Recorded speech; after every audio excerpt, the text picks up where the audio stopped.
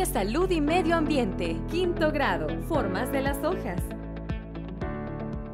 Buen día, bienvenidos a su programa Aprendamos en Casa, donde estudiaremos la ciencia de nuestro interior y entorno. Este día hablaremos de un tema muy interesante. Hablaremos sobre las hojas. Te invito a que prestes especial atención a unas palabras que te podrían resultar nuevas, como yema axilar, nervadura, lámina y pecíolo. Ahora veremos la evolución de las hojas. Las hojas son el principal órgano que realiza fotosíntesis en las plantas. A su vez, son sus órganos de aspecto más variable. Pero, ¿todas las plantas tienen hojas? Y si no es así, ¿cómo se originaron las hojas? Las plantas descienden de un grupo de algas verdes carentes de hojas. Por ello, se considera que las primeras plantas mantuvieron esta característica. Sin embargo, tenían estructuras fotosintéticas y posiblemente un aspecto parecido al de los musgos, un grupo de plantas sin hojas. Posteriormente, algunas plantas desarrollaron raíces y tallos verdaderos, capaces de transportar sustancias. Esto abrió paso al desarrollo independiente de dos tipos básicos de hoja. Los micrófilos, que son pequeñas hojas que evolucionaron a partir de pequeñas proyecciones del tallo. Actualmente, solo los licopodios presentan micrófilos. Por otro lado, tenemos a los megáfilos, los cuales evolucionaron a partir de tallos ramificados que gradualmente se llenaron de tejido adicional. Muy bien, ya hemos aprendido qué es una hoja y cómo se originó una hoja y las demás hojas. Pero ahora veremos qué características tienen las hojas y qué las hace tan diferentes unas de otras entre las plantas. Primero, acá les presento tres hojas distintas. Estas tres clases de hojas distintas, ustedes se preguntarán qué tienen en común y qué tienen de diferente entre sí. Bueno, para averiguarlo, examinemos cuáles son sus partes básicas. Primero, acá observamos una estructura aplanada sobre esta superficie de madera. Esta estructura aplanada, que tiene una forma parecida a la de una antena, se denomina lámina o limbo. Esta lámina o limbo tiene como función captar la luz para realizar el proceso de fotosíntesis. Por otro lado, esta lámina tiene estas pequeñas estructuras parecidas a las venas que recorren nuestro cuerpo. Por eso, esas estructuras se denominan venas o nervaduras. Estas son las nervaduras que recorren la lámina o limbo. Por otro lado, tenemos esta estructura que se encuentra uniendo la lámina con el tallo. Esta estructura se denomina pecíolo. Al final del pecíolo encontramos una pequeña protuberancia que se encuentra justamente en el sitio de unión con el tallo. Esta protuberancia se denomina yema axilar. Y junto a la yema axilar en algunos casos se encuentran otras protuberancias parecidas a hojas. Estas estructuras se denominan estípulas. Estas estípulas son muy parecidas a las hojas y sirven para poder identificar una hoja de otra y una planta de otra. Por otro lado, la parte terminal de la lámina se denomina ápice. Ahora, al observar estas tres clases de hojas distintas y ya sabemos cuáles son los nombres de sus partes básicas, podemos observar sus diferencias. Por ejemplo, en esta hoja, el borde es un borde liso, al igual que en esta es un borde liso, mientras que el borde en esta hoja es aserrado. Esa es una característica de la lámina. Por otro lado, tiene pequeñas vellosidades que al contacto con la piel pueden resultar picosas, dolorosas, urticantes. Estas estructuras se denominan tricomas y en algunos casos son muy urticantes. Por otro lado, en este caso no tenemos esos tricomas que la vuelven pubescente, ni tampoco en este caso, pero notarán que el color varía ligeramente entre una hoja y la otra. Este color, ¿cuál será la causa y cuál será la función de este color? Resulta que los colores verdes son los que mejor absorben la luz amarilla y el sol generalmente la mayor parte de su luz se observa amarilla. Entonces estos pigmentos que son clorofila son los que mejor absorben la luz amarilla del sol.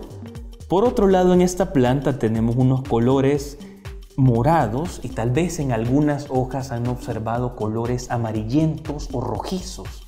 Esos colores son debido a otros pigmentos fotosintéticos que se denominan ya sea xantófilas cuando los colores son azules o morados, o bien carotenos cuando los colores son entre amarillo y rojo. Muy bien, ahora veremos algo muy interesante. ¿Cuántas hojas hay en una rama? Y específicamente, ¿cuántas hojas hay en estas ramas? Por un lado, tenemos una rama que aparentemente tiene muchas hojas. Tiene muchas más hojas que esta rama o este segmento de rama. Pues será cierta esta aseveración.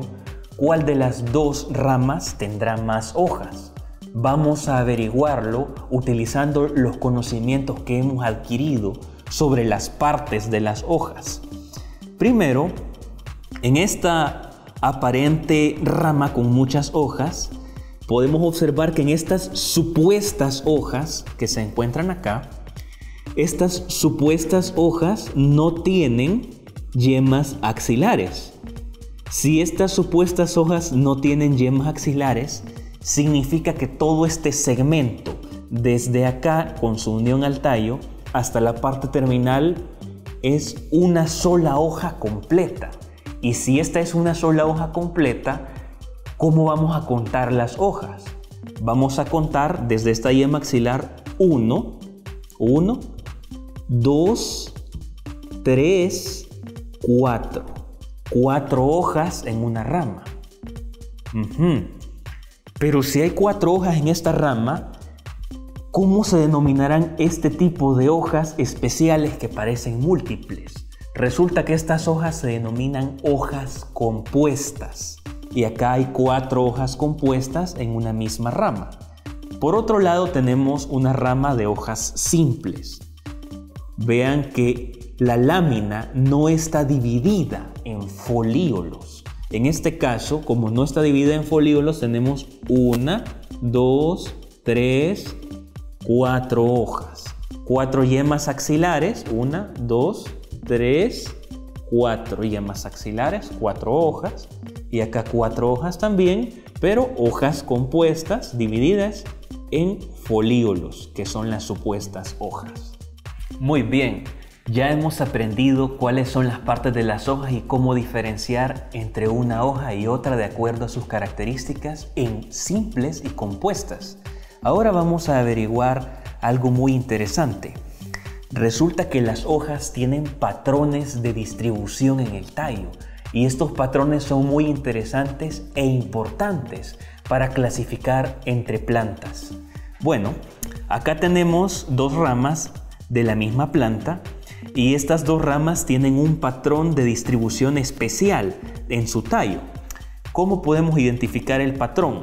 Resulta que el segmento del tallo donde nace la hoja es este. Este segmento se denomina nodo.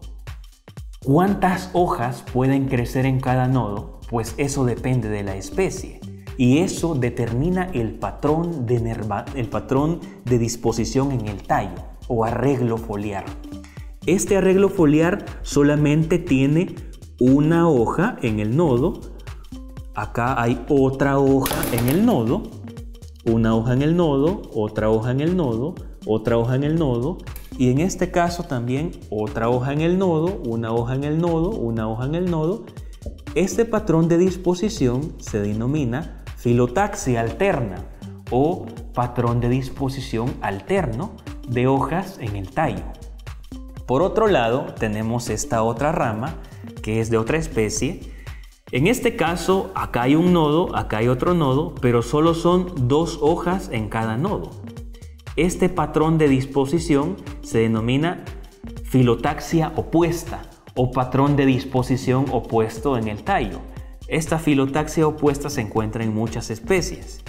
Y tenemos un tercer caso de disposición de hojas básico, que es el patrón de disposición en espiral o filotaxia en espiral.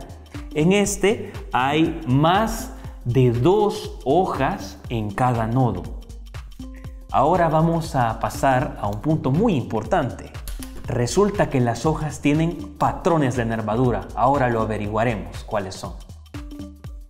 Muy bien, ahora veremos cómo se distribuyen las nervaduras en las hojas. Por un lado, tenemos una clase de nervadura que se llama nervadura reticular. Es una nervadura en la cual hay una o varias centrales que se subdividen. Tenemos el caso acá de la papaya y de la nona, presentan esta clase de nervadura. Esta es una nervadura muy común que se encuentra presente en la mayoría de plantas dicotiledóneas. Por este caso tenemos una nervadura pinnada. Tenemos una central que se subdivide en laterales. Y en este caso tenemos una tipo de disposición que se llama nervadura palmada o disposición palmada. Tenemos varias nervaduras centrales que irradian de un mismo punto. Acá tenemos la hoja de papaya y tenemos un tercer grupo que se llama nervadura paralela o paralelinervia. En este caso vienen varias nervaduras a partir del extremo que conecta con el tallo. Cabe destacar que las nervaduras son las que conducen la savia en las plantas. Las hojas presentan 2 estructuras especializadas para restringir la pérdida de agua. La primera de ellas es la cutícula. Es una capa cerosa que surgió como adaptación de las plantas al medio terrestre. Se encuentra constituida por sustancias orgánicas translúcidas. La segunda son los estomas. Estas son estructuras constituidas por células oclusivas que controlan la apertura y cierre de un pequeño poro denominado ostiolo. Las células oclusivas son capaces de responder ante diferentes estímulos ambientales como la humedad. ¿Qué tal si repasamos lo aprendido? Sabemos ahora que las hojas son el principal órgano fotosintético de las plantas. Por otro lado, sabemos que no todas las plantas tienen hojas y las principales partes de una hoja son lámina, pecíolo, yema axilar y nervadura. Por otro lado, las hojas se clasifican en simples y compuestas. Ahora que lo sabes, te toca a ti respondiendo las siguientes preguntas. ¿Cuál es la principal función de la hoja? Literal A, atracción de polinizadores. Literal B, fotosíntesis. Literal C, brindar firmeza al tallo. Literal D, brindar elasticidad al tallo. Si respondiste B, fotosíntesis, estás en lo correcto. Selecciona la opción que contenga el nombre correcto de 2 partes de una hoja. Literal A, pecíolo y lámina. Literal B, raquis y semilla. Literal C, ápice y sépalo. Literal D, volutas y pecíolulo. Si respondiste literal A, pecíolo y lámina, acertaste. De acuerdo a la estructura de la lámina, las hojas se dividen en literal A, rastreras y aéreas. Literal B, simples y compuestas. Literal C, de absorción y de fijación. Literal D, aéreas y terrestres.